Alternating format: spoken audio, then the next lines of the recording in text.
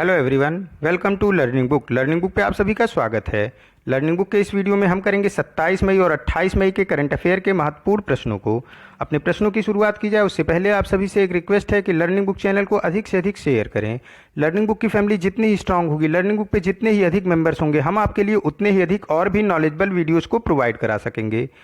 साथ ही साथ जो लर्निंग बुक पे आज पहली बार आए हुए हैं, जो व्यूअर्स लर्निंग बुक के इस वीडियोस को पहली बार देख रहे हैं, उनसे रिक्वेस्ट है कि वो चैनल को सब्सक्राइब कर लें और बेल आइकॉन को प्रेस कर दें, जिससे जो भी नई वीडियोज अपलोड हो उसकी नोटिफिकेशन उन तक समय से पहुंच सके।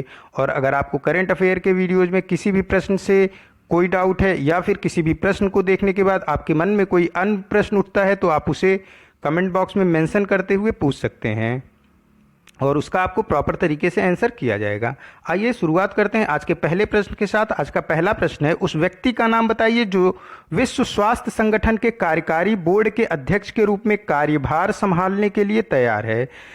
WHO विश्व स्वास्थ्य संगठन के कार्यकारी बोर्ड के अध्यक्ष के रूप में आगे आने वाले 3 सालों के लिए कार्यभार संभालेंगे हमारे स्वास्थ्य मंत्री हर्षवर्धन सिंह।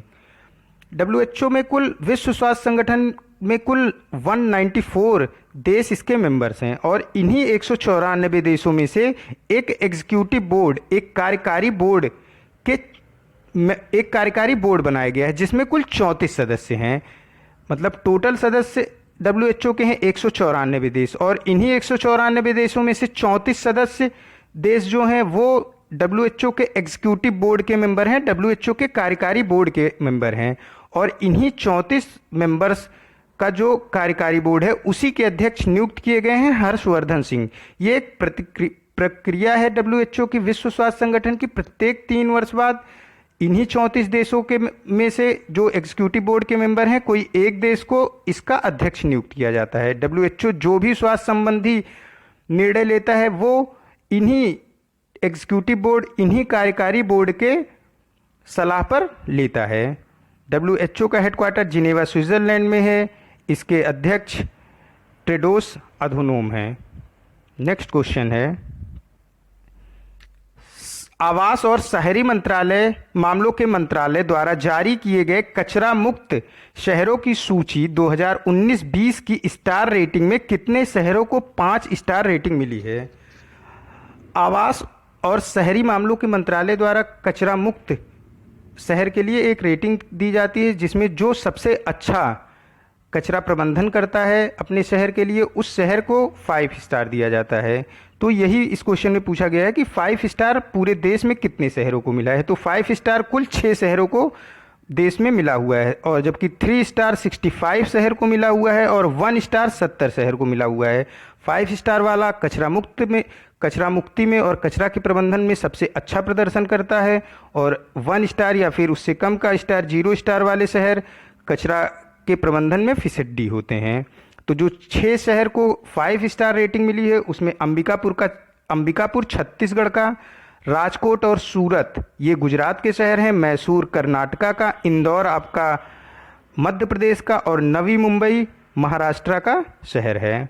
हमारे आवास एवं शहरी मामलों के मंत्री हरदीप सिंह पुरी हैं। नेक्स्ट क्वेश्चन है, यानी कुल 6 शहर को 5 स्टार रेटिंग मिली है। नेक्स्ट क्वेश्चन है, फिलिस्तीनी शरणार्थियों को समर्थन करने के लिए भारत द्वारा संयुक्त राष्ट्र राहत और निर्माण एजेंसी को दिया गया अनुदान क्या है? भारत ने $2 मिलियन का अनुदान दिया है संयुक्त राष्ट्र की राहत और निर्माण एजेंसी को।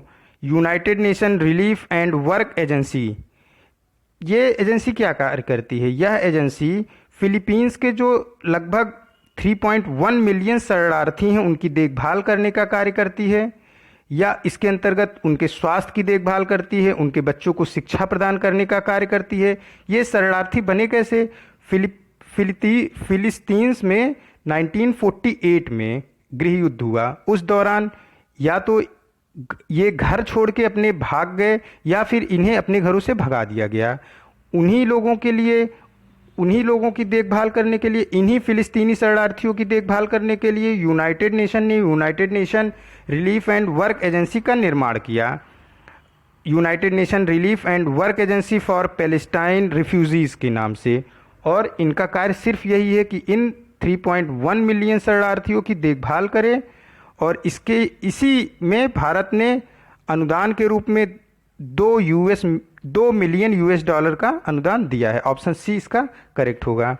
और United nation relief and work agency for Palestine refugees का हेडक्वार्टर अम्मान और गाजा में है।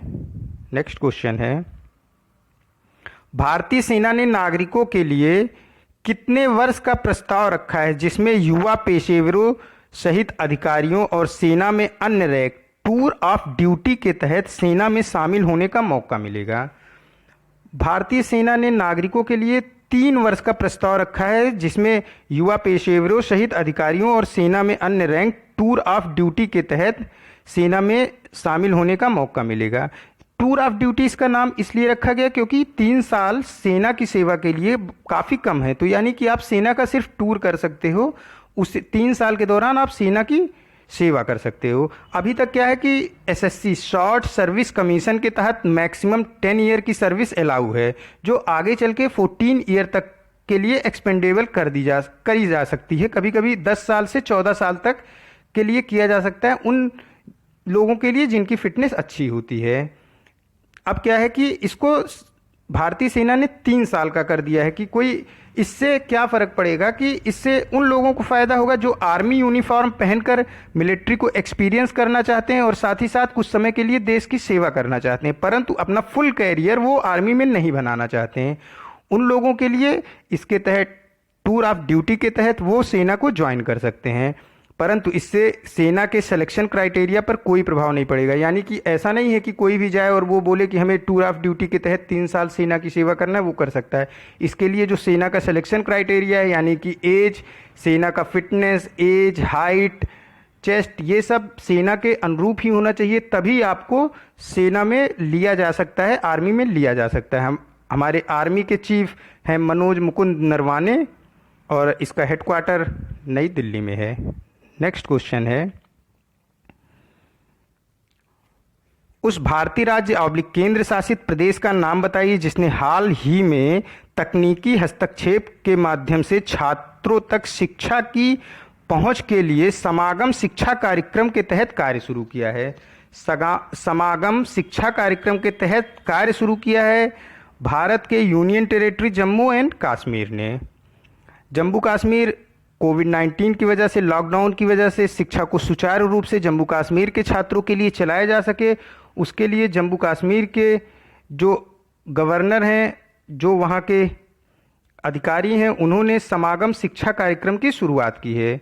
इसके तहत वहाँ के छात्रों को ऑनलाइन शिक्षा प्रदान की जाएगी इस लॉकडाउन के दौरान।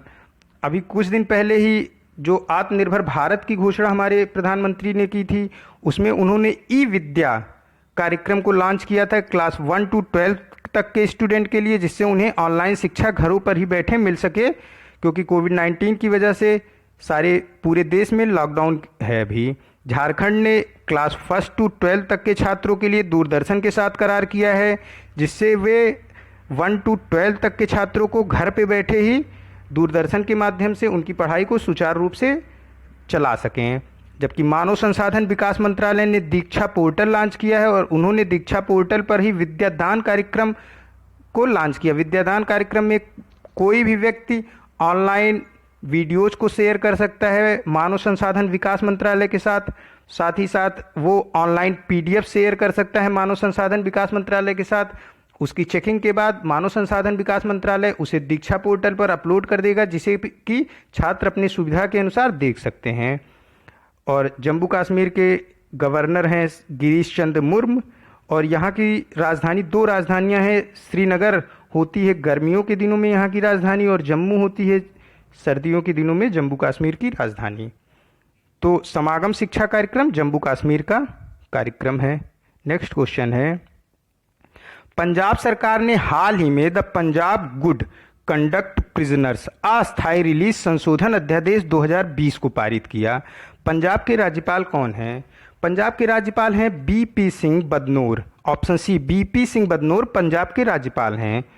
और अभी पंजाब ने क्या किया कि जो भी प्रिजनर्स हैं, जो भी कैदी हैं, अगर वो अच्छा व्यवहार करते हैं तो उनके लिए एक अस्थायी रिलीज का जो है संशोधन अध्यादेश जारी किया। इसके अंतर्गत अभी तक क्या था कि पूरे साल के दौरान अगर आपका व्यवहार अच्छा है तो 16 सप्ताह के लिए, यानी कि आप 4 मंथ के लिए आपको रिलीज किया जाता था जेल से। लेकिन अभी है आप 4 महीने से ज़्यादा की भी अनुमति आपको प्रदान की जा सकती है अगर आपका व्यवहार जेल के अंदर अच्छा होगा।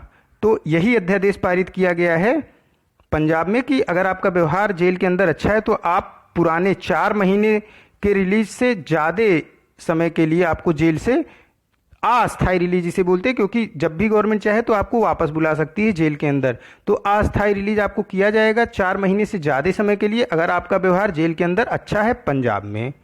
पंजाब के राज्यपाल बीपी सिंह बदनोर हैं। नेक्स्ट क्वेश्चन, उस देश का नाम बताइए जिसने नए राजनीतिक मानचित्र को मंजूरी दी है, जिसमें भारत के लिपुलेख, काला पानी और लिम्पियाधुरा शामिल है। अभी हाल ही में नेपाल ने एक नया मानचित्र प्रस्तुत किया अपने देश का, जिसमें नेपाल ने भारत के लिपुलेख दर्रा, लिपुलेख पास जो है जो कि उत्तराखंड में है, और काला पानी ये उत्तराखंड के पिथौरागढ़ डिस्ट्रिक्ट में है, और आपका लिम्पियाधुरा ये भी उत्तराखंड में ही है। उत्तराखंड का बॉर्डर आपके कुछ हिस्सा नेपाल से और कुछ हिस्सा चाइना से मिलता है, उत्तराखंड के बॉर्डर का। तो अभी चाइना ने जो अपना नया मैप पेश किया अपने संसद में, उसमें उसने लिपुलेख पास, लिपुलेख दर्रा और काला पानी और लिम्पियाधुरा इसको अपना हिस्सा बताया। हालांकि नेपाल के नए नक्शे को संविधान में शामिल करने के प्रस्ताव पर चर्चा को टाल दिया गया। भारत ने इसका विरोध जताया तो नेपाल ने इस पे चर्चा के लिए जो प्रस्ताव था उस पे चर्चा को टाल दिया, परंतु नेपाल सरकार ने कहा है कि सभी पार्टियों की पूरी तरह सहमत ना होने के कारण चर्चा टली है, ना कि भारत सरकार के विरोध जताने की वजह से चर्चा को टाला गया है। नेपाल की राजधानी काठमांडू है। नेपाल के जो करेंसी है नेपाल की वो है नेपालीज रुपया, और यहाँ के प्रधानमंत्री हैं KP Sharma Oli. Next question है, नाबार्ड द्वारा जारी की गई राशि क्या है जो सहकारी बैंकों और क्षेत्रीय ग्रामीण बैंकों को विशेष तरलता सुविधा के रूप में दी गई है? नाबार्ड द्वारा जारी की गई राशि है 20,500 करोड़ रुपए। विशेष तरलता सुविधा क्या होता है? विशेष तरलता सुविधा के तहत ये राशि नाबार्ड ने जारी की है ग्रामीण बैंक और सहकारी बैंकों के लिए, ताकि कोविड-19 की वजह से कोई भी वित्तीय संकट ग्रामीण बैंकों पर और सहकारी बैंकों पर ना आए। इसी के लिए विशेष तरलता सुविधा के तहत राशि को जारी किया जाता है, और ये राशि नाबार्ड द्वारा जारी की गई है ग्रामीण बैंक और सहकारी बैंकों के लिए। कितनी राशि? 20,500 करोड़ रुपए। नाबार्ड का फुल फॉर्म क्या है? नाबार्ड का फुल फॉर्म है national bank for agriculture and rural development. इसका हेडक्वार्टर मुंबई में है। इसके चेयरमैन हर्ष कुमार भानवाल हैं। जैसे कि रिजर्व बैंक ऑफ इंडिया है, reserve bank of India bankers of bank है, पूरे nationalise bank reserve bank of India के अंडर में आते हैं। उसी तरीके से सहकारी बैंक और ग्रामीण बैंक नाबार्ड के अंतर्गत कार्य करते हैं। नाबार्ड ने विशेष तरलता सुविधा के लिए, मतलब कि विशेष तरलता सुविधा के रूप में, ताकि ग्रामीण बैंकों पर और सहकारी जिला सहकारी बैंकों पर कोविड-19 की वजह से कोई वित्तीय संकट ना आए, 20,500 करोड़ रुपए रिलीज किया है। Option B. नेक्स्ट क्वेश्चन है, यूएस आधारित गोल्डमैन सैक्स के अनुसार फाइनेंशियल ईयर 2021 में भारतीय अर्थव्यवस्था में अपने पुराने अनुमान से कितने प्रतिशत गिरावट का अनुमान लगाया है? देखिए, ये जो एजेंसियां हैं ये समय समय पे एक अनुमान अपना बताती हैं प्रत्येक देश के लिए। उसी क्रम में, मतलब इनका कोई फिक्स टाइम नहीं है, ये कभी भी अपने अनुमान को बदल सकती हैं और कभी भी घटा बढ़ा सकती हैं। उसी क्रम में गोल्डमैन सैक्स ये यूनाइटेड स्टेट यानी कि अमेरिका की एक फाइनेंशियल कंपनी है, जिसने भारत के लिए अभी कुछ दिन पहले फाइनेंशियल ईयर 2021 में, फाइनेंशियल ईयर 2021 में 1.6% की जीडीपी ग्रोथ का अनुमान बताया था। लेकिन उसने अब क्या किया है, इसको 5% कम कर दिया है। मतलब यही कह रहा है कि कितना परसेंट गिरावट बताया है। तो 5%, 1.6 इसने बताया था। गोल्डमैन सैक्स जो कि यूनाइटेड स्टेट की रेटिंग एजेंसी है, इसने भारत की जीडीपी को अभी इससे पहले 1.6 बताया था, लेकिन अब ये क्या बोल रहे हैं कि ये 1.6 से 5% की कमी दर्ज की जाएगी। अब इन्हीं का पूर्वानुमान जो था वो 1.6 था, अब ये बोल रहे हैं कि इसमें 5% की कमी दर्ज की जाएगी, यानी भारत की जीडीपी फाइनेंशियल ईयर 2021 में -3.4% से इंक्रीज करेगी। -3.4% से इंक्रीज करेगी, क्योंकि इनके अनुसार 5% की गिरावट हो रही है इनके खुद के पूर्वानुमान में, और इनका खुद का पूर्वानुमान क्या था, 1.6%। मूडी ने भारत के जीडीपी का जो फाइनेंशियल ईयर 2021 में अनुमान लगाया है वो 0% का है। नोमुरा, ये जापान की फाइनेंशियल कंपनी है, इसने भारत के जीडीपी का जो पूर्वानुमान लगाया है वो -5% है। ICRA, Indian credit rating agency, जो भारत की ही रेटिंग एजेंसी है, इसने भी भारत के जीडीपी का जो पूर्वानुमान लगाया है वो माइनस में ही है, ये है -1 टू -2%। यानी इनके अनुसार, इंडियन क्रेडिट रेटिंग एजेंसी के अनुसार भारत की जीडीपी का ग्रोथ फाइनेंशियल ईयर 2021 में होगा -1% से -2% के बीच में। फाइनेंशियल ईयर 2021 क्या होता है, कोई भी फाइनेंशियल ईयर की शुरुआत होती है 1 अप्रैल 2020 से, सॉरी देखिए फिर से मैं रिपीट कर रहा हूँ, फाइनेंशियल ईयर 2021 का मतलब होगा ये फाइनेंशियल ईयर शुरू होगा 1 अप्रैल 2020 से लेके 31 मार्च 2021 तक। यानी कि जो फाइनेंशियल ईयर लिखा होता है, फाइनेंशियल ईयर 21 लिखा है तो ये खत्म होगा 21 में। किस दिन, 31 मार्च को, 31 मार्च 21 में ये खत्म होगा। और शुरुआत कब होगी, लिखे हुए से एक साल पहले 1 अप्रैल को। 1 अप्रैल 2020 से शुरुआत होकर 31 मार्च 2021 में खत्म होगा फाइनेंशियल ईयर 2021। और इसी के लिए पूरा पूर्वानुमान, इसके फाइनेंशियल ईयर 2021 के लिए जो पूर्वानुमान है उसको मैंने आपको 12 मई के करंट अफेयर के वीडियोस की जो लास्ट स्लाइड थी उसमें मैंने पूरे जितने भी एजेंसीज हैं, वो विदेश की हो या फिर अपने देश की हो, उसको मैंने दे दिया है। जिसे भी उसको देखना है वो 12 मई का प्लेलिस्ट में जाके 12 मई के करंट अफेयर की लास्ट स्लाइड को देखेगा, तो उसे जितनी भी रेटिंग एजेंसियां हैं जो भारत के लिए जीडीपी का अनुमान लगाती हैं, उसमें सारी रेटिंग एजेंसी का उस समय का दिया हुआ है, और उसमें जो परिवर्तन होता है उसे मैं क्वेश्चन में करा रहा हूँ। तो उससे आप क्या करोगे, कितनी रेटिंग एजेंसियां हैं उसे आप खुद भी कहीं नोट डाउन कर सकते हो, और समय समय पे आप खुद भी उसको चेक करते रह सकते हो। नेक्स्ट क्वेश्चन है, तो गोल्डमैन सैक्स के अनुसार इनके पूर्वानुमान से 5% की गिरावट दर्ज की जाएगी भारत के फाइनेंशियल ईयर 2021 के जीडीपी में। नेक्स्ट क्वेश्चन है, उस व्यक्ति का नाम बताइए जिसे ब्रिटेन के एलेक्जेंडर डेल रिम्पल पुरस्कार 2019 से सम्मानित किया गया। विनय बुधवार को ब्रिटेन के एलेक्जेंडर डेल रिम्पल पुरस्कार 2019 से सम्मानित किया गया। विनय बुधवार भारत सरकार के राष्ट्रीय जल सर्वेक्षक के वाइस प्रेसिडेंट हैं, वाइस एडमिरल जनरल हैं। भारत सरकार का जो राष्ट्रीय जल सर्वेक्षण विभाग है उसके वाइस एडमिरल हैं विनय बुधवार। इन्हें भारत के जल सर्वेक्षण और व्यापक हिंद महासागर के क्षेत्र में उनके योगदान के लिए सम्मानित किया गया है एलेक्जेंडर डेल रिम्पल पुरस्कार 2019 से। विनय बुधवार को, ऑप्शन डी करेक्ट होगा। नेक्स्ट क्वेश्चन है, केंद्र सरकार ने विशेषज्ञों की समिति की सिफारिशों के आधार पर सीमा अवसंरचना का निर्माण करना स्वीकार किया है। उस व्यक्ति का नाम बताइए जो समिति के प्रमुख हैं। इस समिति के प्रमुख थे डी.बी. शेखतकर। डी.बी. शेखतकर इस समिति के प्रमुख थे। क्या है ये समिति? ये समिति है कि जो रोड हम बॉर्डर पे बनाते हैं, बॉर्डर में इसकी हमारे देश की जो सीमा किसी अन्य देश के साथ लगती है उस सीमा को हम बॉर्डर बोलते हैं, यानी कि वो बॉर्डर का बॉर्डर होता है। और जो रोड हम बॉर्डर पे बनाते हैं उसका निर्माण ब्रो करता है बॉर्डर रोड ऑर्गेनाइजेशन द्वारा। बॉर्डर पर रोड और ब्रिज निर्माण के लिए इंफ्रास्ट्रक्चर को तैयार करना तथा बॉर्डर पर रोड के संबंध में सामाजिक गतिरोध को दूर करने के लिए, जिससे कि रोड निर्माण को, बॉर्डर के रोड निर्माण और ब्रिज को गति प्रदान की जाए, इसी उद्देश्य से केंद्र सरकार ने समिति बनाई थी। उस समिति के अध्यक्ष डी.बी. शेखतकर थे। इन्होंने 3 सुझाव सरकार को दिया है ताकि जो बॉर्डर पे रोड बनना है में गति आ सके। इनका पहला सुझाव है कि बॉर्डर रोड ऑर्गेनाइजेशन, जो कि बॉर्डर पे रोड को बनाता है, उसके साथ कोई भी प्राइवेट कंपनी जो कार्य करना चाहे उसको अलाउ किया जाए। दूसरा, बॉर्डर रोड ऑर्गेनाइजेशन को तकनीकी रूप से और सक्षम बनाया जाए।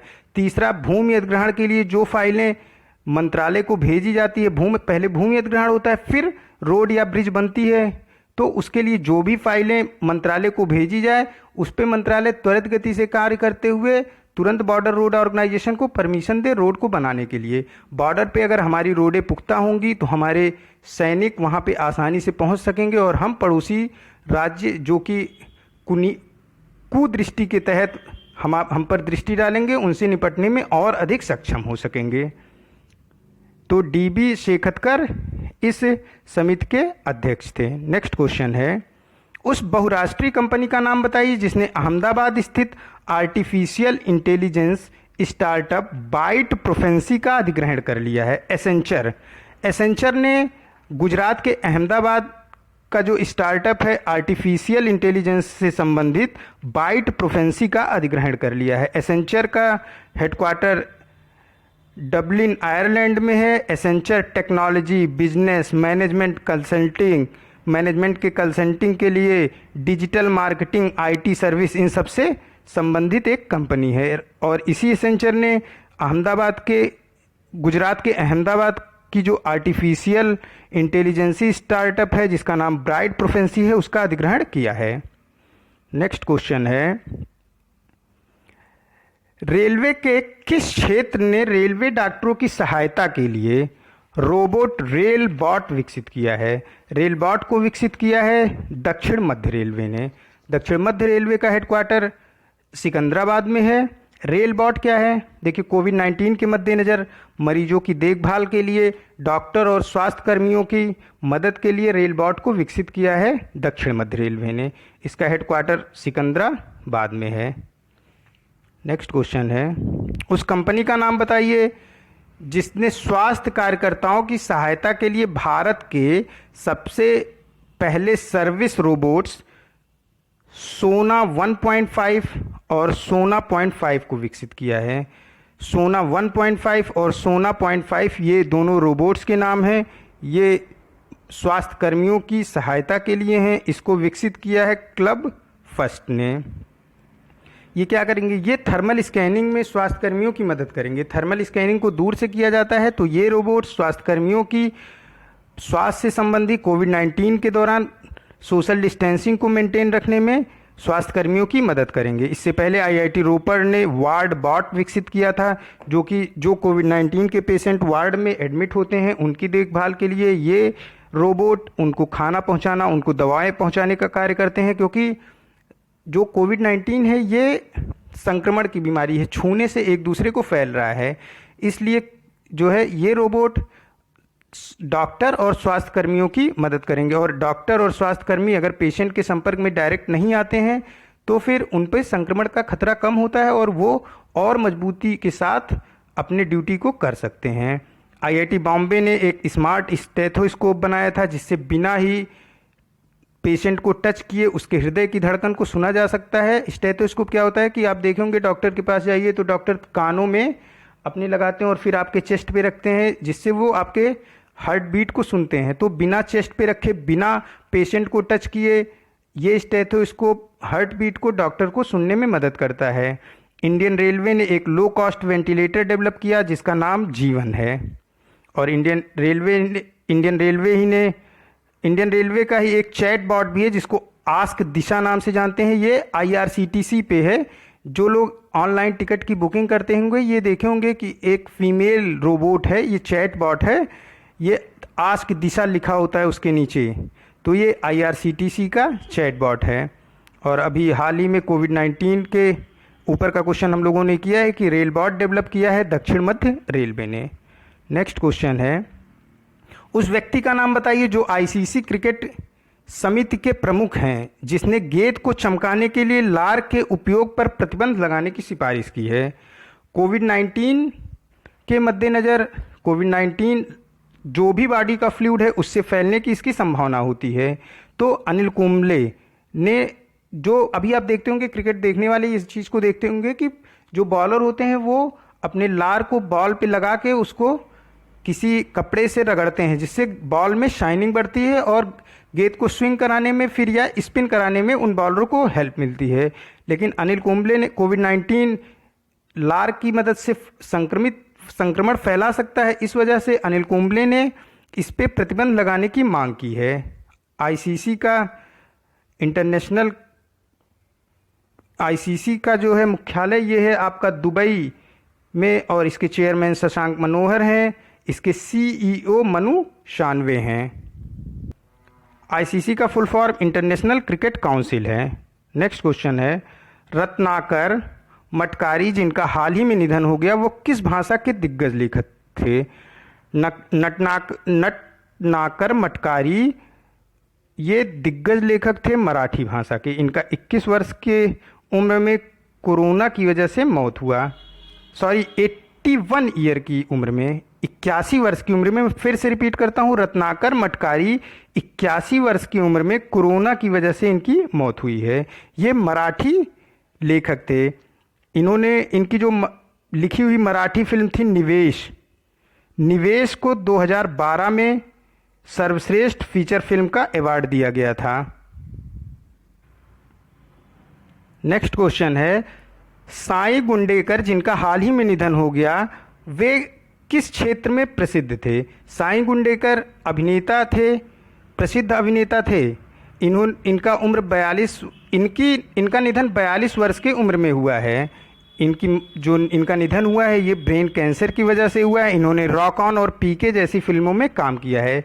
साई गुंडेकर एक अभिनेता थे। नेक्स्ट क्वेश्चन है, उभयचर की प्रजातियों की संख्या क्या है जो